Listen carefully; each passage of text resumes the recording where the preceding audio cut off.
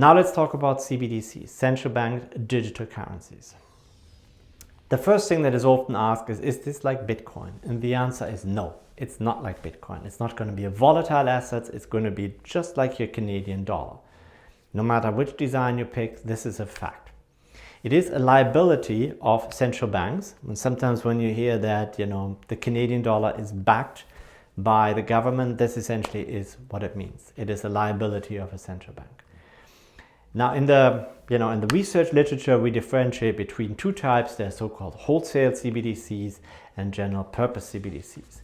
Wholesale CBDCs are for payments between banks. So, for instance, if you buy stocks, many people buy stocks on the Toronto Stock Exchange. At the end of the day, the different brokers have to shift money around. These are usually really large sums of money. They work on a centralized system. And that is essentially interbank money that is being used there. And there's been a lot of research done on simplifying or changing this to use a CBDC. But that's not what we're interested in here. And this is what I don't want to talk to you about. I want to talk to you about general purpose CBDCs. So that's essentially is an alternative or a digital complement to cash. Now, if you're wondering if there's other central banks working on this, the answer to that is yes. This is from a survey from the Bank of International Settlements. They have done this for the last 3 years. This is the data from 2020, where, as you can see here on the left-hand side in the graph, more than 50% of the major central banks in the world see the issuance of a general purpose, aka retail CBDC within the next 1 to 6 years. So this is something that is coming. Many banks are working on this. The European Central Bank made a major announcement late last year. And so many entities are already working on it. Now, what is the Bank of Canada doing? They have actually spent years thinking about this. They have done years of research on this topic. And in fact, they have developed a contingency plan. And they have announced that last February. So here's what they said.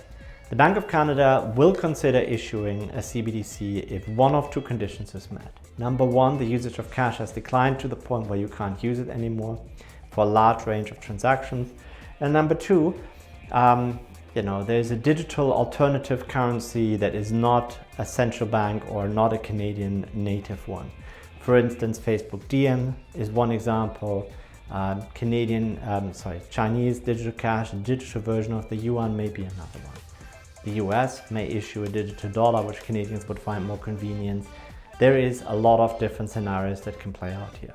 If you ask me personally, I think we're already there because you cannot, as the economy digitizes, you can't use cash. So you have to use a credit or debit card. If this is something that you don't feel comfortable using for whatever reasons, you already cannot participate in the digital economy.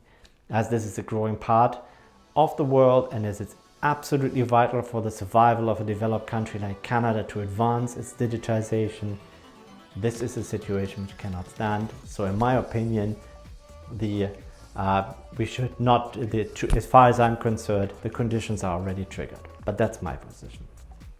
Now, most importantly, we can decide when to do it. The question how is, however, is a completely different one. And this is some part of how and where I and my team came in. Just very briefly about the CBDC history.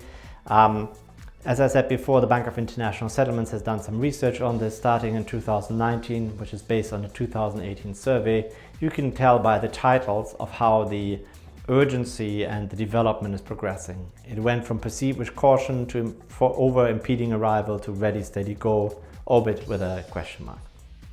Now, central bank leading staff members have done many speeches on CBDCs. Early on, they were mostly negative in some form, but you can see by the blue lines here, those indicate the extent to which speeches were positive about CBDCs in one form or another. So the positives seem to have grown quite steadily. Now, if you look at the major central banks that have been surveyed, and if you look at the development such as there they are, The very red, dark red area gives you some indication of projects that are very far advanced. So China, for instance, already in a pilot ongoing for a digital version of the yuan, and Bermuda, out of all places, has already issued a CBDC, a digital version of the sand dollar. Now Canada here, just for your own information, has been one of the first banks that have done public research projects on the matter. Early on, the projects were mostly in the wholesale space with the Project Jasper and its various different phases. So you can see that Canada has already developed a large amount of knowledge, and we hope that they will leverage it and use it for the benefit of Canadians.